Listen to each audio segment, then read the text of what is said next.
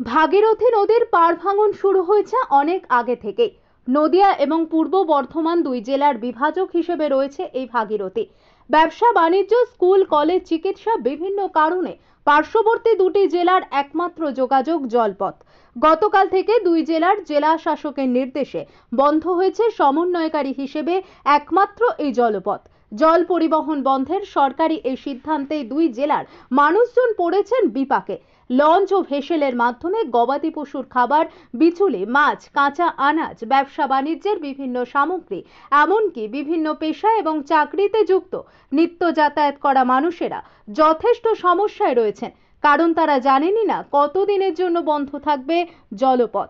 সরকারি তরফে পরিস্থিতি স্বাভাবিক না হয়ে ওঠা পর্যন্ত অনির্দিষ্টকালের জন্য এই জলপথ বন্ধ থাকবে বলেই সূত্রের খবর অনুযায়ী জানা গেছে। দুই জেলার প্রশাসনিক সূত্রে জানা গেছে, ভাগীরথীর তীরবর্তী দুই জেলার গ্রামগুলিতে ইতিমধ্যেই জল ঢোকার সম্ভাবনা দেখতে পাচ্ছেন তারা, আর সেক্ষেত্রে এই দুটি ঘাট অত্যন্ত বিপজ্জনক হয়ে উঠতে পারে। তবে গতকাল রাত্রি থেকে এখনো পর্যন্ত বন্ধ ফেরি চলাচল। সূত্রের খবর, অনির্দিষ্টকালের জন্য বন্ধ থাকবে এই ফেরিঘাট। নদিয়া থেকে জগন্নাথ মণ্ডলের রিপোর্ট। আপনারা দেখছেন আরবিপি টিভি বেঙ্গলি নিউজ। চ্যানেলটা ভালো লাগলে সাবস্ক্রাইব করে সঙ্গে থাকুন সবার আগে খবর পাওয়ার জন্য। হচ্ছে সুশীমালা সাহা গার্লস। আচ্ছা, এই আপনার বাড়ি এপাশে কোথায়? হ্যাঁ, এরপরে হচ্ছে শান্তিগড় কলোনি। আচ্ছা, তো এই নোটিশ টোটিশ কিছু পেয়েছিলেন কালকে? হঠাৎই দেখছেন আজকে সকালবেলা? এই তো এখনই সেটা একটু বন্ধ। আচ্ছা, কালকে রাত্রিবেলা কোনো নোটিশ, মাইকিং কোনো কিছু জানেন না? তো কালকে রবিবার, কালকে থেকে আসিনি। আচ্ছা, আর কি কারণে বন্ধ এই ঘাট বন্ধ হয়ে আমি যাবে? এখনো জানি না। আচ্ছা, তো সকাল থেকে তো পুরো বন্ধ।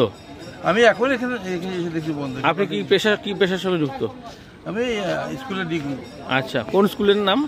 কালনা সুশীমালা সাহা গার্লস। আচ্ছা, প্রতিদিন এই পথ থেকেই যাতায়াত করেন? হ্যাঁ, অবশ্যই।